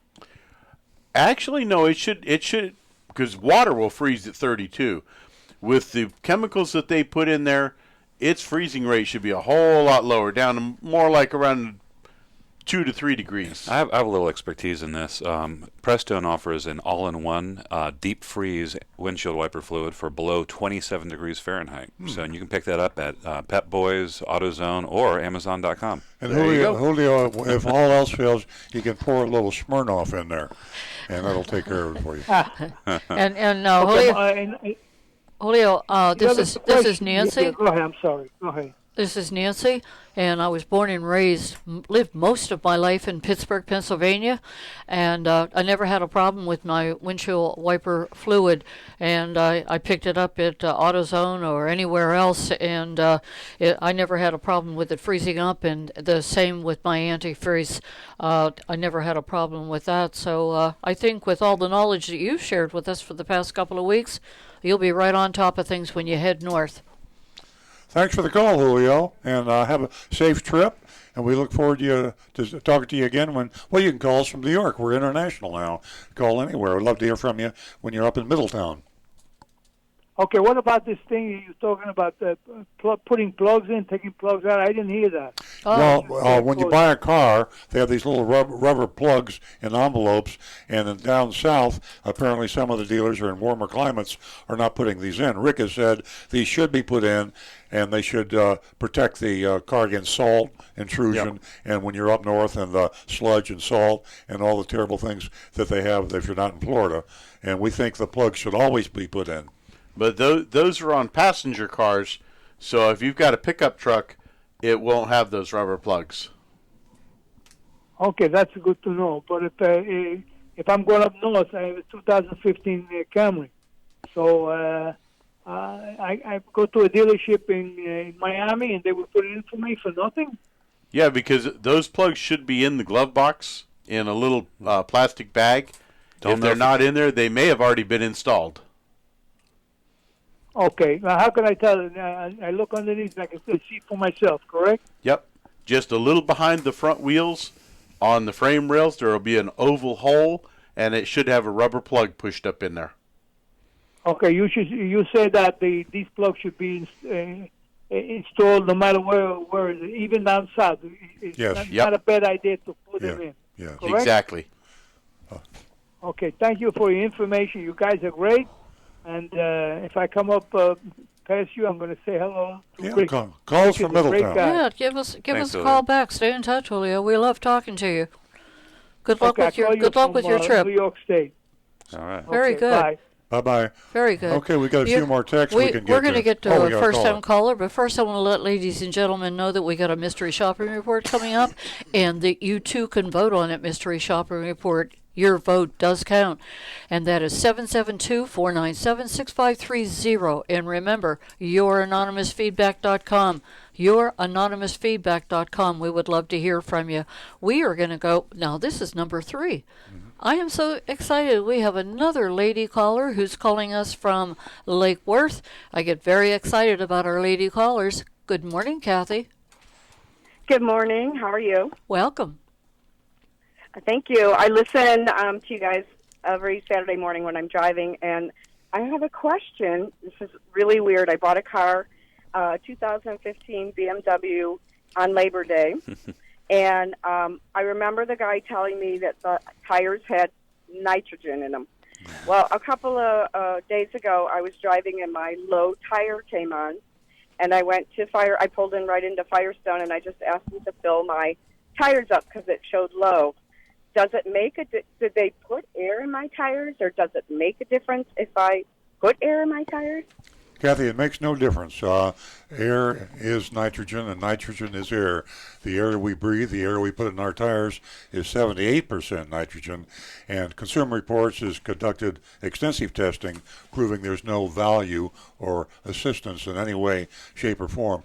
You should never pay for nitrogen in your tires. And it already has nitrogen in there. Replace it with air. As I say, that's 78% nitrogen. But it's a device that car dealers use to make money, and they tell you that it's a valuable thing. It'll make the car get better fuel economy. Well, that's my next question. Mm-hmm.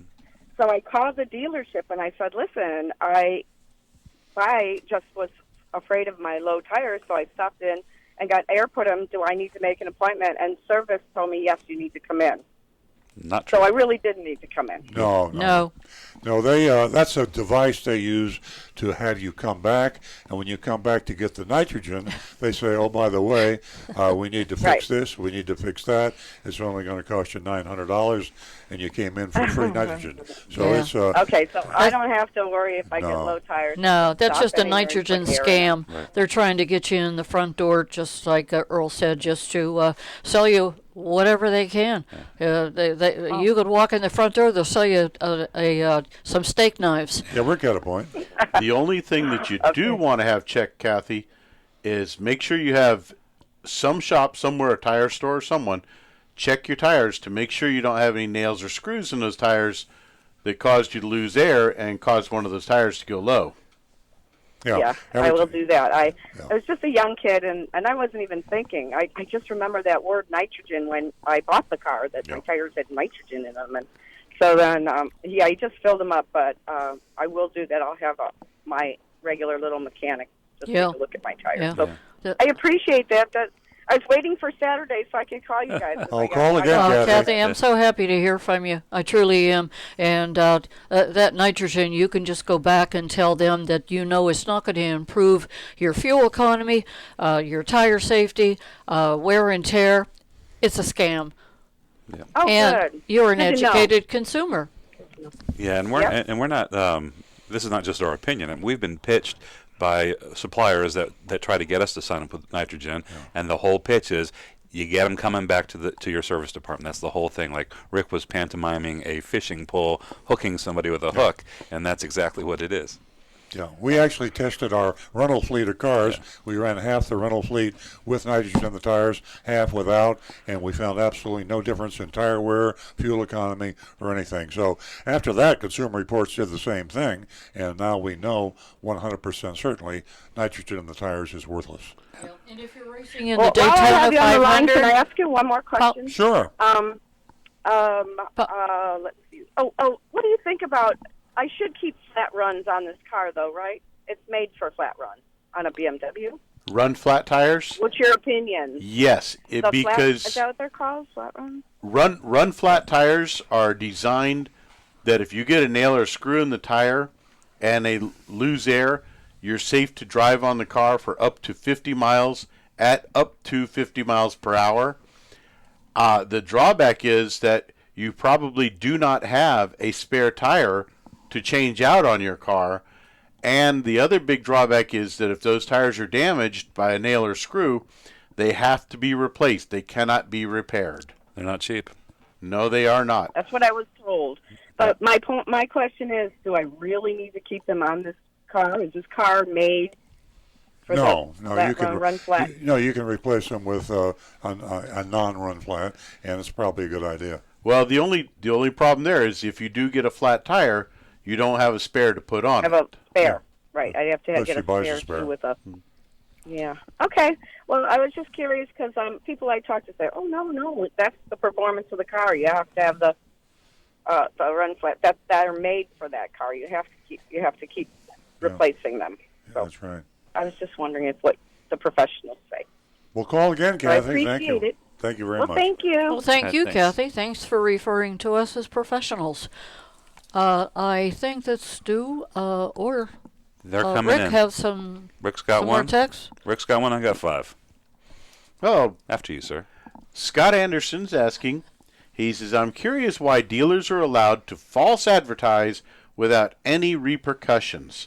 My local Toyota dealer advertises no-cost free maintenance for 4 years, but clearly on the window sticker it has a charge for $699 for extended service oil changes and rotations for 2 years. So it's being charged, but is advertised as no cost, which is a lie." What is the name of the texter? Scott Anderson from YouTube. Scott Anderson, if you would send us that advertisement, I would send it to the Attorney General. I think there's a confusion. It sounds like he's talking about a Toyota, and there's 2 things. There's Toyota Care, which comes from the manufacturer Toyota, and they refer to it as no-cost maintenance. Yeah. Then there's Toyo Guard, which is cost maintenance. You're paying for it. Yep. But you're getting, it's almost like getting a very expensive maintenance thing. Well, that's an interesting point, though, because there is a charge, and they're saying free maintenance, but on the Toyo Guard is on the window for $699, and he's saying, and then you're advertising free maintenance. How could it be free if they're charging $699? I think they're muddying the waters. Point. Yeah, they're blurring the lines there between this Toyo Guard. I think it's more than a blur. I think it's an intentional blur. Yeah, I think it's a falsification of advertising, and I think what's going on, Scott, is the fact that virtually all Toyota dealers in the Southeast United States have Toyo Guard on their cars. They buy that from Southeast Toyota, and Southeast Toyota provides that free maintenance for the last 2 years. Toyota Motor Sales, the manufacturer, provides it for the first 2 years. So Toyota Motor Sales doesn't have anything on their MSRP that charges you for that. No. It's included in the invoice and the MSRP. That is correct. But Southeast Toyota is charging you. They're charging the dealer. The dealer's passing the charge along to you, and he is advertising free, and he's wrong. Here's how you handle that. You demand a car without Toyo Guard, or at the very least, only pay their cost for the Toyo Guard. And I tell you, it's $224. Yeah. But Scott, I hope you can contact me, Scott Anderson. I'd love to see that particular advertisement. Scott Anderson, if you could email or text or call or whatever, mail it to me, snail mail. Love to see that advertisement, Scott Anderson. Okay. Next. Okay. Just a quick comment. We were talking about BMWs. This is from Robbie and Stuart. It says, I've had years and years experience with new BMW and Mercedes-Benz. After the warranty, hold on to your wallet. BMW, big money works is the worst. And then add to that the terrible resale and depreciation. Thank you, Robbie. Earl has a prejudice against BMW. Actually, I like BMWs. I just don't like the people that drive them. We love the people that drive. No, we don't like the road. They drive too fast. They're crazy. They drive too fast. I'm just telling you. Okay.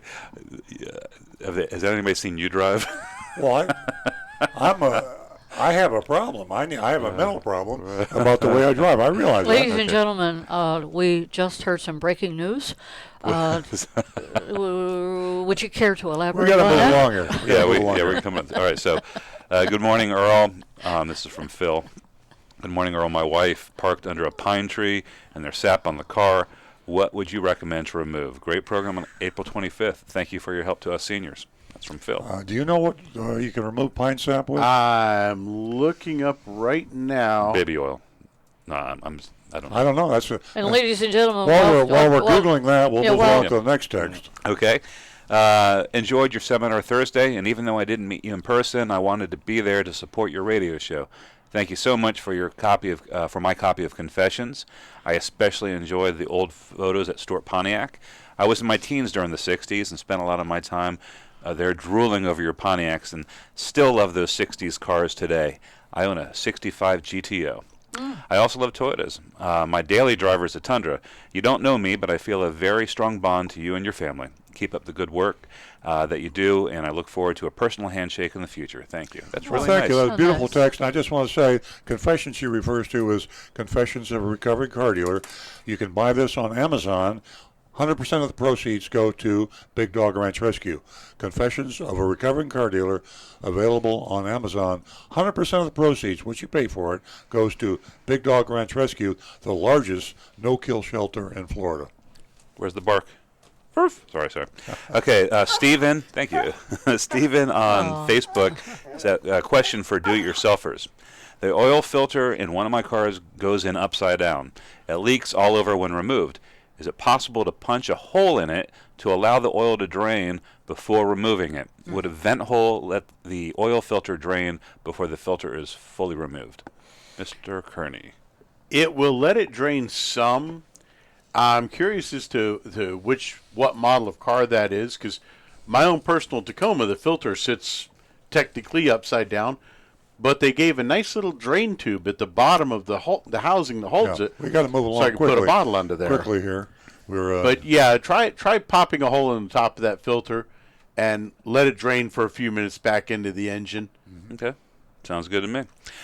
Guy, who is in Ottawa, Canada, says, what do you think of stop-and-go technology, and what effect does this technology have on the durability of starters? We don't like it, Scott. It's something we think was a mistake. The manufacturers, he's referring to, you pull up to a stoplight and the engine automatically it goes off and then it starts again when you depress the accelerator. It's a bad deal. Manufacturers have also decided it's a bad deal. Feels weird. And pretty soon it won't be around anymore. Okay. Next. And the last one is just a comment answering on the question of the sap in the hood, and I will read them. I'm not necessarily endorsing them. Bug spray contains petroleum distillates or WD-40, same reason. My advice, I would YouTube it, check on YouTube, and find products in the local auto parts stores. I think with a little bit of research, you'll find some very good products that are specifically designed for tree sap. Sounds good. For Scott Anderson, which email address would you like him to send that info to? Earl at estoyota.com. Okay. Or Earl at earloncars.com. And ladies and gentlemen, just a heads up on the mailers that are, they're. Is there a certain time of the year that they send these mailers all out? year long. I mean, it's insane how many mailers was brought to my attention during the seminar. So beware, ladies and gentlemen. It is simply a ploy to get you in the door. Don't believe anything that you read. And John, thank you so much for sending me this important mailer from Treasure Coast. That's Treasure Coast Toyota. Okay, where are we now? Are we at the mystery shopping report? It is time for the mystery shopping report. Okay, let's do that. We can come back to text. You can send us text, and we'll try to get to them if we can get through this mystery shopping report, which is arguably the most important part of the show, at least certainly the most entertaining, at least for us, and we hope you enjoy it too. Mystery Shop of Mazda of Palm Beach. They're on North Lake Boulevard in North Palm Beach. According to the credit reporting agency, Experian, the average car payment in the U.S. in 2018 was $530. I had no idea. I'm shocked. Yeah. $530 average. Yeah. Wow. I would have guessed $350 or something like $300. I would too. That's a lot of money. As a matter of fact, the average payment of $530 is at a historical high. Also, a record number of people are making car payments. In 2017, 107 million people had auto debt. That's 43% of the adult population. Now, that didn't surprise me. I thought more than 43%, but that's a lot of people. Well, not everybody has a car. Exactly. Yeah. Everybody doesn't have a car. Seems like they do, but is this situation, and I love this research that was done in this case, is this situation, was that you or Josh? That's all me. That's all me. Josh gets no credit for that. That is excellent. Josh, if you're listening, you got nothing on me. You got nothing, right? Is this situation that makes car payment advertising so hard for people to resist? Any car dealers know how seductive advertising an extremely little payment can be. And by the way, the manufacturers do the same damn thing. Oh, yeah. They come in with a low payment. You don't see a $530 payment. Nope. That's where the average is. Who's going to call on that? Exactly. With tens of millions of Americans paying over $500 a month on car payments, wouldn't an offer of $199 per month sound pretty good? You hear that a lot, don't you? How about $99 a month? Even better. That even sounds better. Whoa! $69. No. Yes. $69 per month. That's what Mazda of Palm Beach on North Lake Boulevard is offering on their website. Now, I would have to say this, and this is me. Show them that ad, by the way.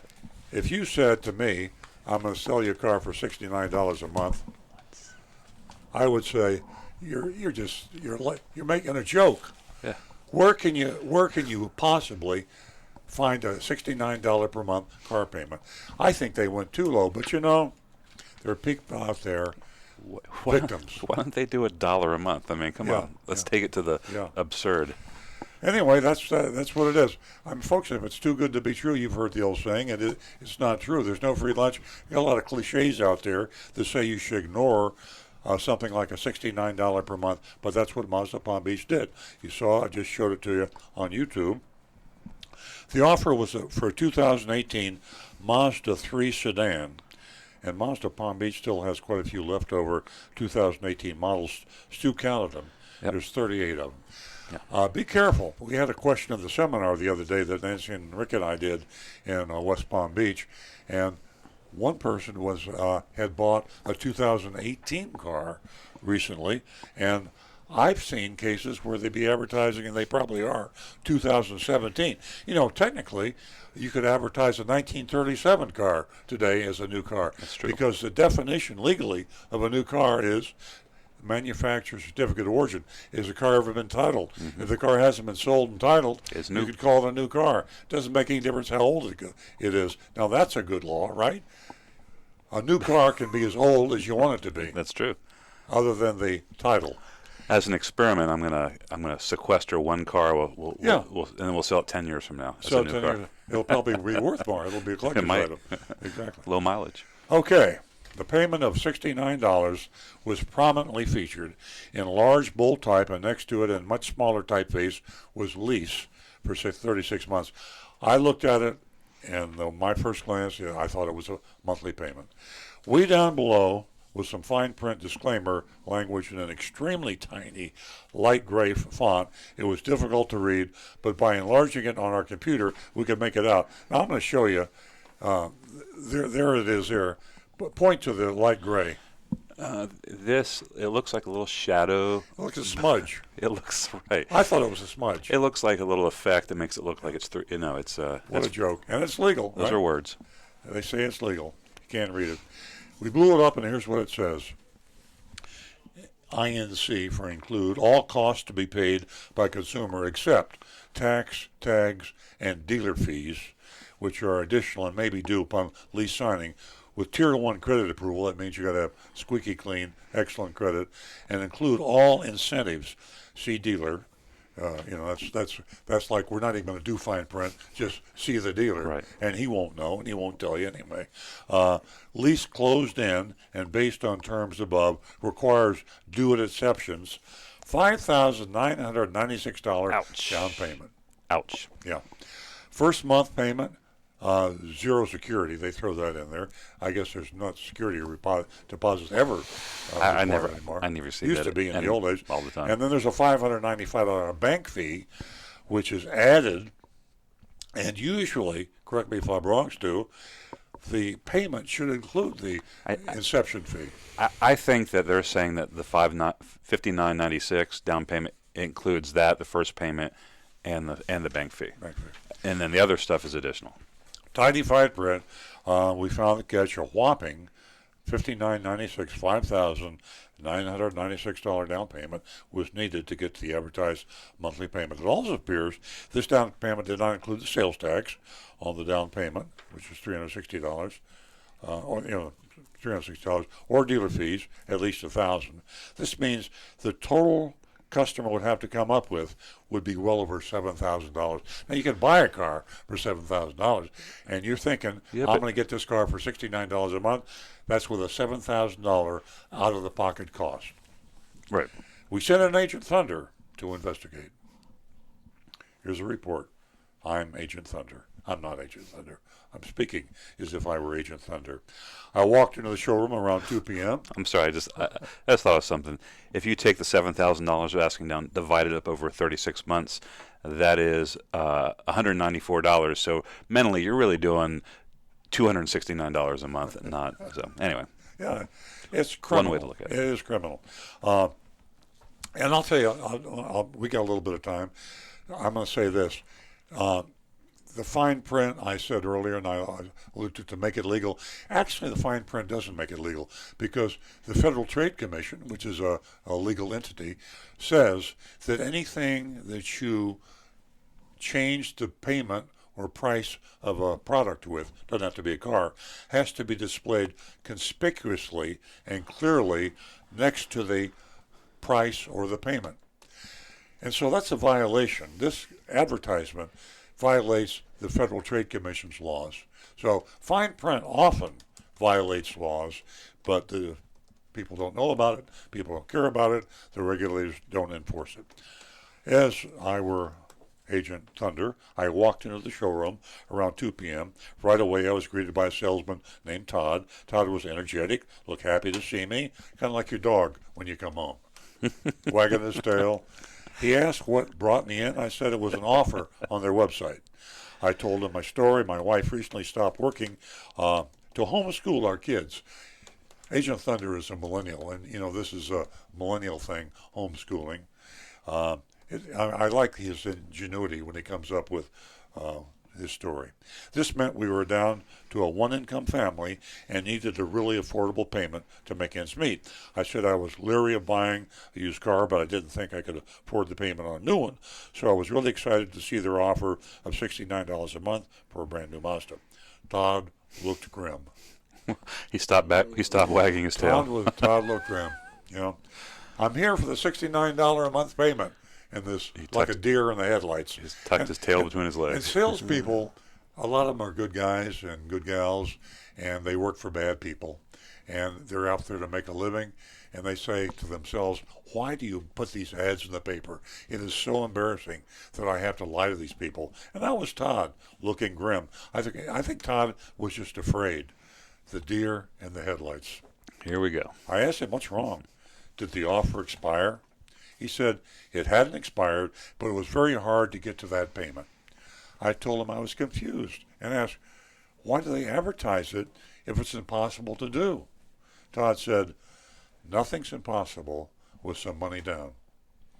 I guess Todd's right. If you got enough money, virtually nothing is impossible. But you can't buy love with money. I don't want to go there. Rick's got his hand up. If you've got $150,000 down, you can get a Lamborghini for $69 a month, That's right? exactly right. I said that I hadn't planned to put a lot of money down. I had savings, but didn't want to tap into it unless I had to. I asked him how much money he was talking about. Todd said we should put off the conversation because he was unsure if the advertised car was still available. Right. Let's not get ahead of ourselves. Oh, man. He offered some water and asked, he didn't even give a Coke or a beer. He offered water and asked me to wait for him to check in to see if it was in stock. When he returned, he said he had bad news. Surprise, surprise, surprise. The car was not in stock. He also said he believed it had been there for quite a while. So it was there for quite a while. It hadn't been there for quite a while. It hadn't been there for quite a while. That's confessing. That's confessing. And by the way, I didn't include this in there because there's too many details. But he also told him it was the base model with like nothing on it. It was not a desirable car. I mean, just the classic evil bait and switch. It'll be interesting, and we did this before with Gricko when they owned the dealership. I'm not sure of the new owner's name. They ran a bait and switch car, the same car, for weeks, and we kept talking about it on the radio show, and they still have the bait and switch car. And there also their other locations were advertising. They were all like 4 stores were advertising the same exactly. car. They were all advertising the same bait and switch car. That didn't exist. Didn't exist. Fortunately, Todd had a plan. He said he had another car in mind for me. He suggested a CX-3. It was a hatchback, but it was only a little more than the Mazda 3, he said, a little more, and it had a good lease program. We found the car, 2019 CX-3 in metallic gray. Todd went through the whole presentation, demonstration thing. We took it for a test drive. Back at the dealership, Todd ran a trial close. This is what car dealers, salespeople If I could, call. would you? Yeah, just test them. Test the water. Are they ready to buy? You do the trial close. He said, he asked me if all the numbers look right to me, would I make a deal today? I said I would. He reminded me that we weren't talking about a $69 a month payment anymore. I said I was aware of that. He asked if we were still okay, and he said we're still okay. Todd offered me a seat at his desk, left to speak to his manager. Here we game playing again.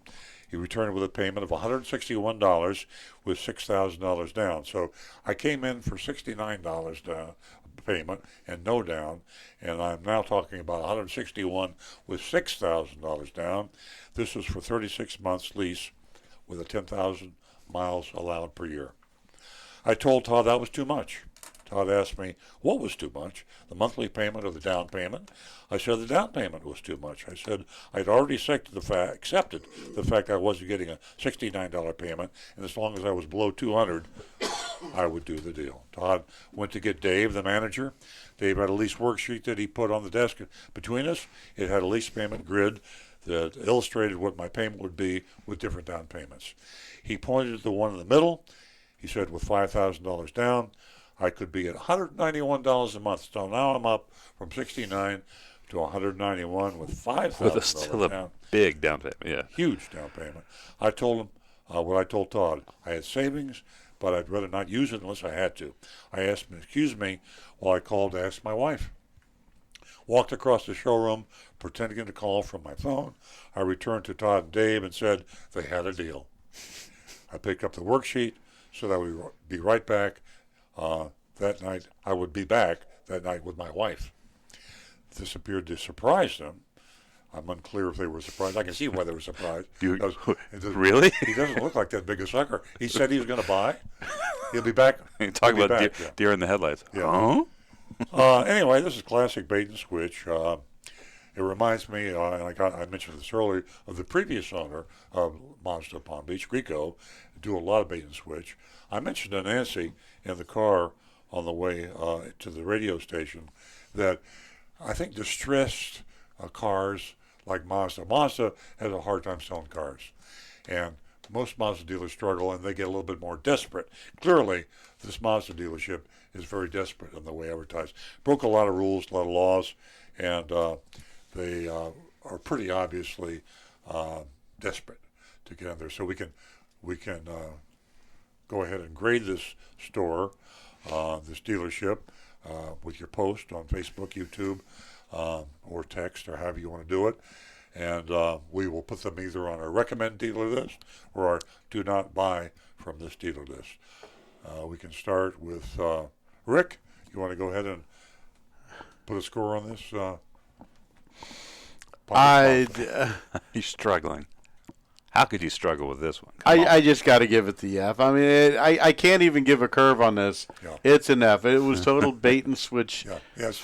There were no rules they didn't break. I can see. I don't even have to ask the Black Widow, Nancy. Nancy, what do you think about this? Well, I think that greedy people lack empathy. And I think that these greedy thieves deserve an F. There you go. Well, I'll start with our listeners and viewers. We have some coming in from text and on Facebook. Linda, I knew what she was going to say. Big fat F for lying too much.